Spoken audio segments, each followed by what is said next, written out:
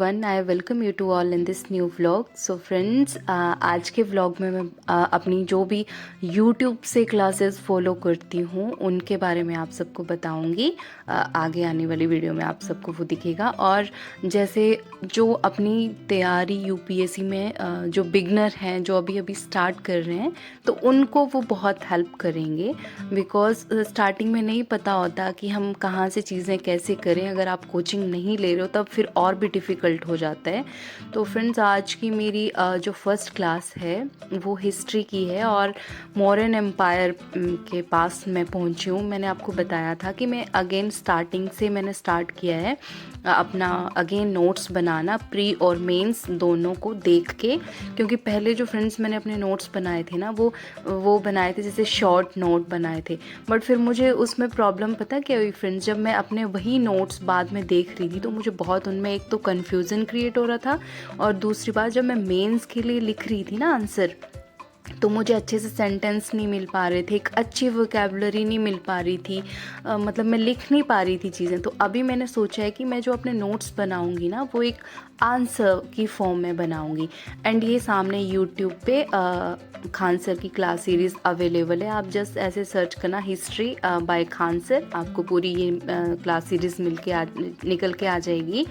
और ये सारे मेरे नोट्स हैं, ये जो अभी मैंने वहाँ से देख के बनाए। और बुक मेरे पास पूनम दलाल दैया की है, जो मैंने आपको बताया। ये बुक की हेल्प से भी, क्लास की हेल्प से भी और इंटरनेट की हेल्प से भी नोट्स बना रही हूँ।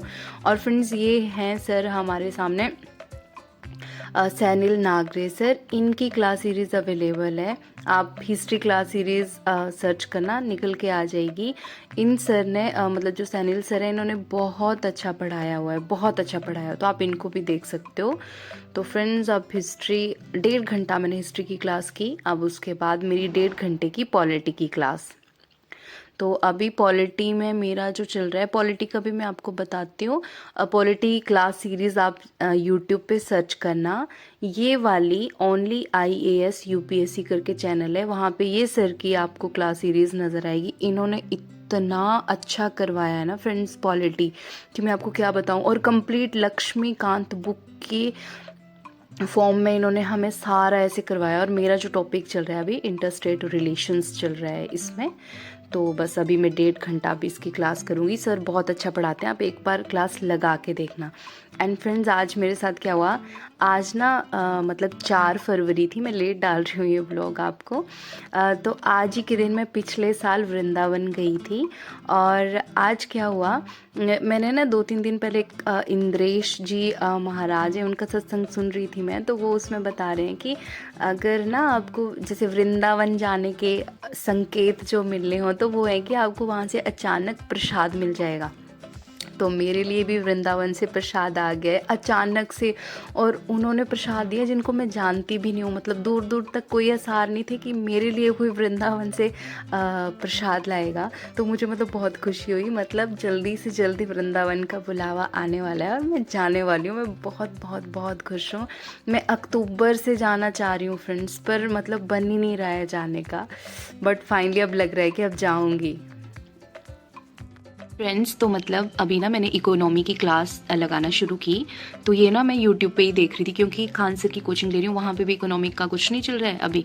तो मैंने सोचा कि यूट्यूब से ही देखती हूँ, समझ लो एक तरह से रिवीजन भी और एक तरह से स्टार्टिंग से भी पूरा मुझे अगेन करना है। तो उस हिसाब से तो मैंने अभी यूट्यूब पर सर्च किया, तो मुझे ये वाले चैनल पर ओनली IAS UPSC करके चैनल है, इस पर ये वाले टीचर हैं, इनकी क्लास सीरीज़ मिली। आई थिंक 27-28 ऐसी कुछ क्लासेस हैं इस पर। तो ये चैप्टर नंबर 1 से मैंने स्टार्ट किया। मुझे बहुत अच्छा पढ़ा रहे हैं सर, समझ में आ रही हैं चीज़ें। अब देखो फ्रेंड्स, ये मेरी बुक है इंडियन इकोनॉमी की, रमेश सिंह की बुक है मेरे पास। इसमें ना सबसे पहले तो सर ने हमें इकोनॉमी की डेफिनेशन बताई।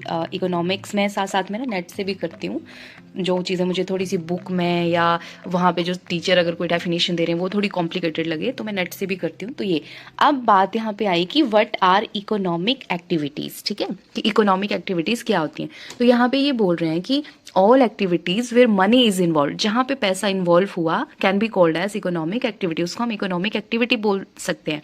बट आगे यहाँ पे बोल रहे हैं कि things are still bit complicated. अगर आप किसी रिलीजियस प्लेस पे जा रहे हो, जैसे आप मंदिर जा रहे हो, वहाँ पे आप पैसे चढ़ा रहे हो, तो क्या वो इकोनॉमिक एक्टिविटी होगी? बाहर बैगर बैठे हैं, आप उनको जैसे पैसे दे रहे हो तो क्या वो इकोनॉमिक एक्टिविटी होगी। मतलब क्लियर नहीं इन्होंने चीज़ की है, पहले ये एक डेफिनेशन दे रहे हैं, आगे कोई रीज़न निकल के आ रहा है तो उसमें कॉम्प्लिकेशन हो जा रही है कि वो मतलब वो डेफिनेशन वहाँ पे इम्प्लीमेंट नहीं हो रही है। तो मैं आप सबसे पूछूंगी ये क्वेश्चन, क्योंकि मुझे भी इसमें कन्फ्यूज़न हो रहा है थोड़ा सा। देखो, जैसे हम मंदिर गए, हमने वहाँ पे पैसे चढ़ाए, हम आ गए, तो क्या वो इकोनॉमिक एक्टिविटी थी। और एक केस और, जैसे हम मंदिर गए, हमने पैसे चढ़ाए, हमें बदले में वहाँ पे मंदिर में प्रसाद भी मिला। फर्स्ट केस में प्रसाद नहीं मिला है, हमने सिर्फ पैसे चढ़ाए हैं। और अभी दूसरे केस में हमें वहाँ पे हमने पैसे चढ़ाए, हमें प्रसाद मिला। तो क्या वो उसको इकोनॉमिक एक्टिविटी बोलेंगे या नहीं बोलेंगे। प्लीज़ प्लीज़ प्लीज़ फ्रेंड्स, मुझे कमेंट्स में बताना कि आप इकोनॉमिक एक्टिविटी से क्या समझते हो। और ये जो रिलीजियस प्लेस पे हम विजिट कर रहे हैं, वहाँ पे पैसे दे रहे हैं, तो क्या उसको हम इकोनॉमिक एक्टिविटी बोलेंगे या नहीं बोलेंगे। एक केस में हमें बदले में कुछ नहीं मिल रहा है, एक केस में हमें बदले में प्रसाद मिल रहा है। तो इसमें ना मुझे भी थोड़ा सा दिमाग में ये चीज़ आ रही है कि हम कैसे क्लेरिफाई करें इस चीज़ को कि वो इकोनॉमिक एक्टिविटी है या नहीं है। तो प्लीज़ आप मुझे कमेंट्स में बताना, सोचना अगर आपको इस चीज़ के बारे में इकोनॉमी के में ज़्यादा पकड़ होगी तो आप मुझे बताना, क्योंकि मुझे इकोनॉमी बिल्कुल अच्छी नहीं लगती। जो मेंस वाला सिलेबस है वो मुझे फिर अच्छा लगता है, और ये जो प्री वाला है ना, ये मुझे थोड़ा सा कॉम्प्लिकेटेड लगता है। बार बार अजीब अजीब टर्म्स हैं तो उनको बार बार रिवाइज करना पड़ता है, याद रखना पड़ता है। तो आप प्लीज़ मुझे बताना। तो चलिए मैं कंटिन्यू करती हूँ आगे, जो भी मेरे नोट्स बनेंगे वो मैं दिखाऊंगी, बट आप मुझे ज़रूर कमेंट में बताना इकोनॉमिक एक्टिविटी के बारे में, क्योंकि बुक में तो इन्होंने क्लियर नहीं किया है। इन्होंने साफ बोल दिया है कि कॉम्प्लिकेटेड है इस डेफिनेशन को इम्प्लीमेंट करना। एंड फ्रेंड्स, यहाँ पे हमारे प्राइम मिनिस्टर आज गए हैं प्रयागराज में, महाकुंभ का जो संगम है वहाँ पे स्नान करने। और मेरा बहुत मन था फ्रेंड्स, मेरा भी बहुत मन था कि मैं भी वहाँ जाऊँ, बट जो रिसेंटली वहाँ पे भीड़ और जो स्टैम्पेड हुआ उसको देख के मतलब मुझे डर लग गया इतना। मतलब मैं डरती हूँ भीड़ वाली जगह में जाने से। और यहाँ पे मैंने देखा कि हमारे प्राइम मिनिस्टर ने जो ये कैप लगा के रखी है ना फ्रेंड्स, ये हिमाचली टोपी है। हाँ, मतलब हमारे हिमाचल के लोगों का सर का ताज जिसको कहा जा सकता है। तो मुझे ये देख के बहुत खुशी हुई कि हमारे प्राइम मिनिस्टर ने हिमाचल की जो कैप है वो लगाई है। एंड फ्रेंड्स, इसके बाद पढ़ते पढ़ते मुझे भूख भी लग जाती है, तो खाने पीने की चीज़ें भी मैंने साथ में ही रखी होती हैं। अभी मेरा HPGK का रिवीजन चल रहा है, और साथ में मैं नोट्स भी बना रही हूँ उसके भी मैप के अकॉर्डिंग। तो बस वो कर रही थी। ये मेरी 1 घंटे की क्लास होगी, फिर इसके बाद नेक्स्ट। और फ्रेंड्स, मतलब नोट्स बनाना बहुत बहुत बहुत इम्पॉर्टेंट है। आप नोट्स बनाओ और उस फॉर्म में बनाओ कि आपकी प्री और मेंस की दोनों की तैयारी हो रही है। नहीं तो मैंने जो गलतियां की हैं ना फ्रेंड्स, मैं उस बिहाफ पे आपको बता रही हूँ, आगे जैसे आपको ठीक लगे। एंड फ्रेंड्स, अभी मेरी जियोग्राफी की अगेन 1.5 घंटे की क्लास होगी जियोग्राफी की। अनिरुद्ध मलिक सर हैं, इनकी बहुत सारी क्लासेस अवेलेबल हैं यूट्यूब पे।